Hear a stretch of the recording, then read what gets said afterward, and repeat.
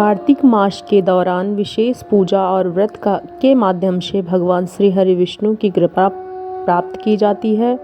इस मास के दौरान गंगा स्नान, दीपदान, तुलसी पूजा और अन्य धार्मिक कार्यों का विशेष महत्व है।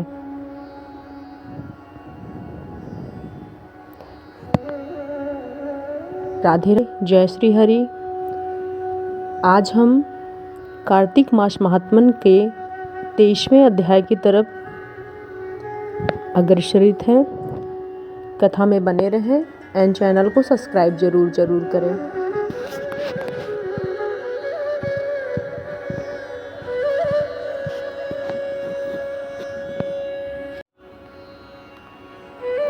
नारद जी बोले, हे राजन, यही कारण है कि कार्तिक मास में व्रत उद्यापन में तुलसी की जड़ में भगवान विष्णु की पूजा की जाती है।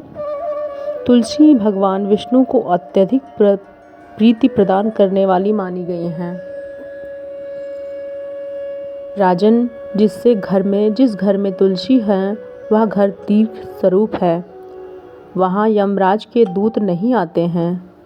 तुलसी का पौधा हमेशा सभी पापों का नाश करने वाला है तथा अभीष्ट इच्छाओं को देने वाला है।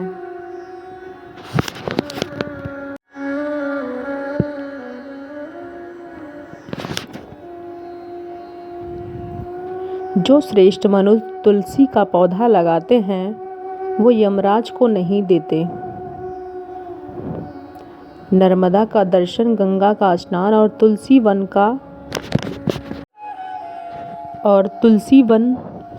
का संसर्ग, ये तीनों एक समान कहे गए हैं। जो तुलसी की मंजरी से संयुक्त प्राण त्याग करता है वह सैकड़ों पाप से युक्त ही हो जाता है।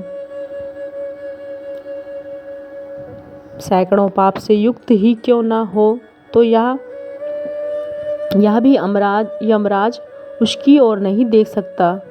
कोपर से कामिक, वाचिक, मानसिक आदि सभी पाप नष्ट हो जाते हैं।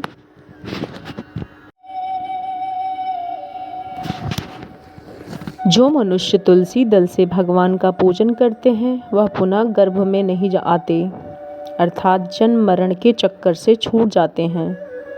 तुलसी दल में पुष्कर आदि सभी तीर्थयात्री, गंगा आदि नदियाँ और विष्णु प्रभृति तथा देवता निवास करते हैं।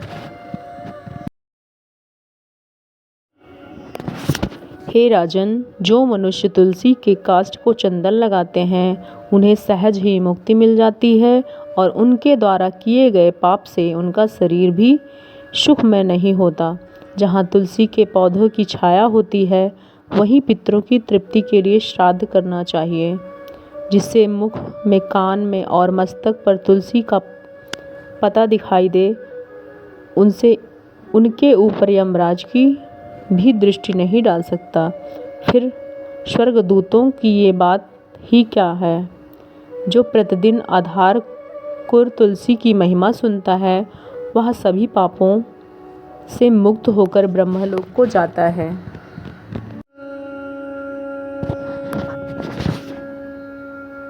इसी प्रकार आंवले का महान वृक्ष सभी पापों को नाश करने वाला है। आंवले का वृक्ष भगवान विष्णु को प्रिय है। इसके स्मरण मात्र से ही मनुष्य गोदान का फल प्राप्त करता है। जो मनुष्य कार्तिक में आंवले के वन में भगवान विष्णु का पूजन करता है तथा आंवले की छाया में भोजन करता है उसके भी पाप नष्ट हो जाते हैं। आंवले की छाया में मनुष्य जो भी पुण्य करता है वह कोटि गुना हो जाता है। जो मनुष्य की छाया आंवले की छाया के नीचे कार्तिक में ब्राह्मण दंपति को एक बार भी भोजन करके स्वयं भोजन करता है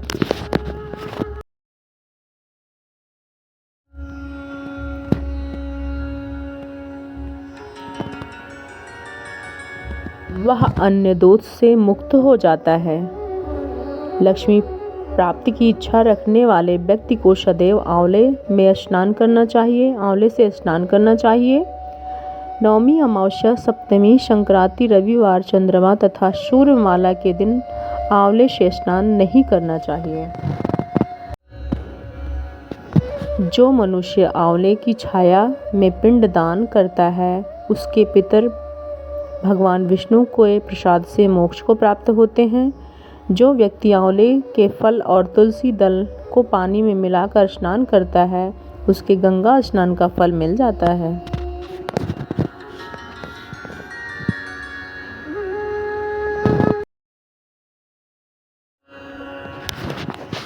जो मनुष्य आंवले के पत्ते और फलों से देवताओं की पूजन करता है उसे स्वर्ण मणि और संभवतः पूजन का फल प्राप्त होता है। कार्तिक मास में जब सूर्य तुला राशि में होता है तब सभी तीर्थ ऋषि देवता और सभी यज्ञ आंवले के वृक्ष में वास होते हैं। जो व्यक्ति द्वादशी तिथि को तुलसी दल में कार्तिक में आंवला की छाया में आटा भोजन करता है वह 1 वर्ष तक अन्न संसार से उत्पन्न हुए पाप का नाश हो जाता है। देवर्षि नारद जी ने राजा पृथु से यह भी बताया, जो व्यक्ति कार्तिक में आंवले की जड़ में विष्णु जी का पूजन करता है उसे श्री विष्णु क्षेत्रों की पूजा का फल प्राप्त होता है।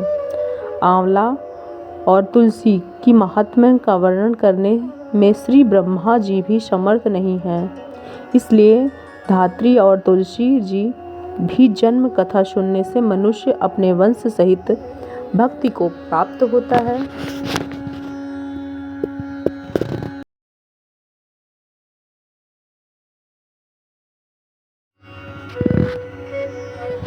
कार्तिक मास महात्म्य का 23वां अध्याय।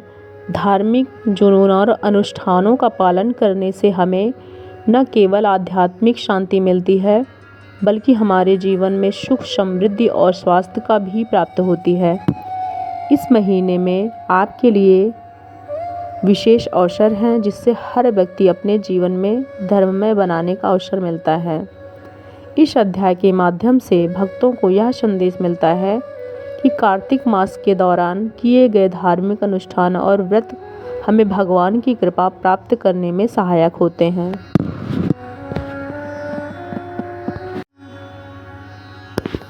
अंततः कार्तिक मास महात्म्य का अध्याय हमारे जीवन में धार्मिकता, चरित्र और अनुशासन के महत्व को समझने में मदद करता है।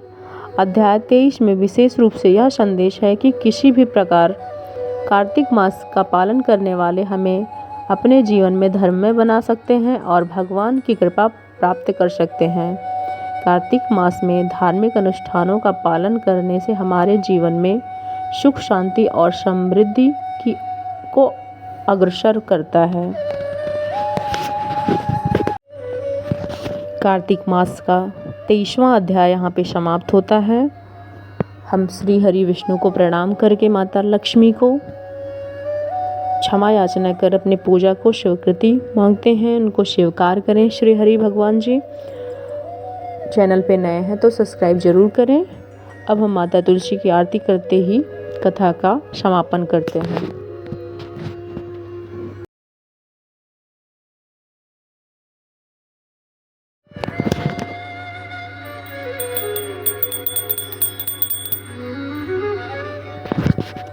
तुलसी महारानी नमो नमो, हर की पटरानी नमो नमो। धन तुलसी पूरन तप कीन्हो, शालिग्राम बनी पटरानी। जाके पत्र मंजरी कोमल, श्रीपद कमल चरण लपटानी। तुलसी महारानी नमो नमो, हर की पटरानी नमो नमो। धूप दीप नैवेद्य आरती, पुष्पन की वर्षा वर्षानी। 56 भोग 36 व्यंजन, बिन तुलसी हरि एक न मानी। तुलसी महारानी नमो नमो, हरि की पटरानी नमो नमो। सभी सखी मैया तेरे यश गावे, भक्ति ध्यान दीजय महारानी। नमो नमो तुलसी महारानी नमो नमो, हरि की पटरानी। तुलसी महारानी नमो नमो, हरि की पटरानी नमो नमो। बोलो तुलसी मैया की जय, बोलो श्री हरि विष्णु भगवान की जय। कार्तिक मास महात्म्य का 23वां अध्याय यहाँ पे समाप्त होता है। कथा में बने रहें, चैनल को जरूर से जरूर सब्सक्राइब करें। जय श्री राधे, जय राधा रानी।